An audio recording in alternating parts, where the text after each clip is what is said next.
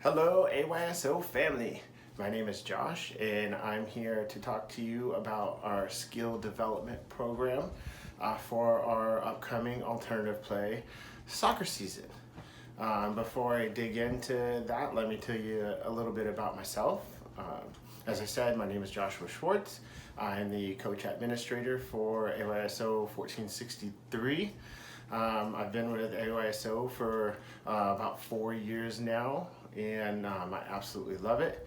I think it's one of the most rewarding things that I can do. I love being with the kids. I love seeing them grow and develop, and I love seeing them progress throughout the seasons. And I absolutely love the fact that I can be a part of that, and I can be a part of this region. Let's talk about our skill development program. So, program introduction.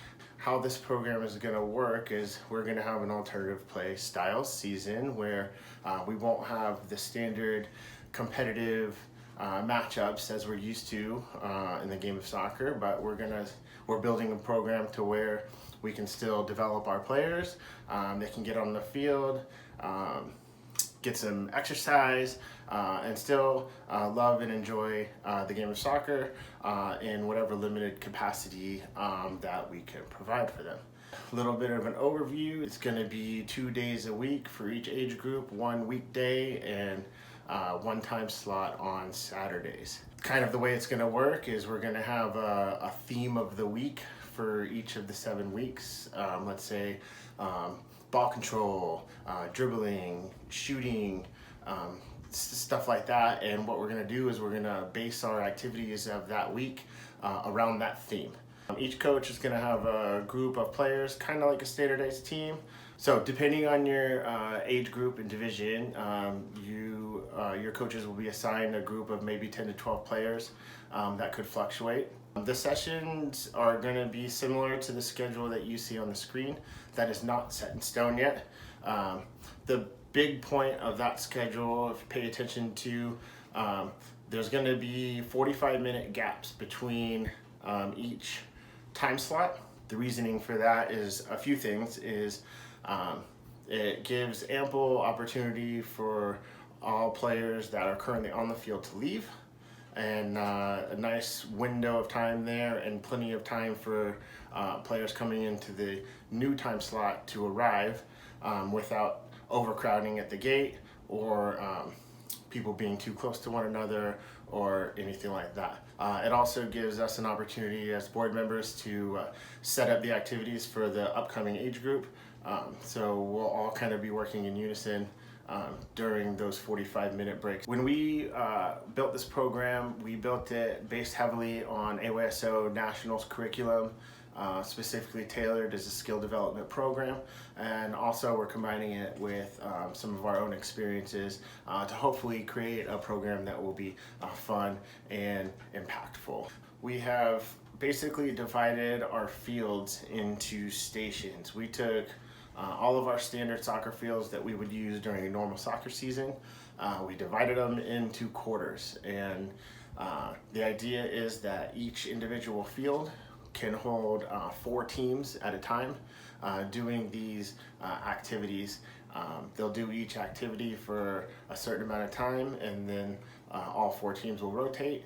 So this is an example of 4 activities that would be done. This is just an example. This isn't set in stone either, but there's 4 different activities that would take place on the 4 different quadrants of the field. This is based on a 10U division skill level, and you can read through those drills and hopefully understand it. We're definitely here to help you guys if you don't. The idea is to do each one of these activities for 10 or 15 minutes, taking water breaks in between and everything like that. So just real quick, we'll go over Station 1 freeze. So basically what that does is, or how that works, players went around, and when the coach commands, the players have to freeze. And the coach would give a command like balance on the left leg, hold your arm out, stop the ball with your right foot, stop the ball with your right foot on top of it, something like that. And then what we would do for the competitive portion of that is we would basically do an elimination. So all the players do that, the coaches give commands, and when a player messes up or doesn't follow the correct instruction, then they would be out. And the last player standing obviously would be the winner. So that would be an example of how that could be, that activity or drill could be turned into a competitive, fun kind of challenge at the end of every Saturday. One pretty cool thing about our alternative play season is the buddy system is actually allowed. Any other normal season, Johnny cannot ask his buddy Jeff to be on the same team because they're buddies. It just doesn't work that way.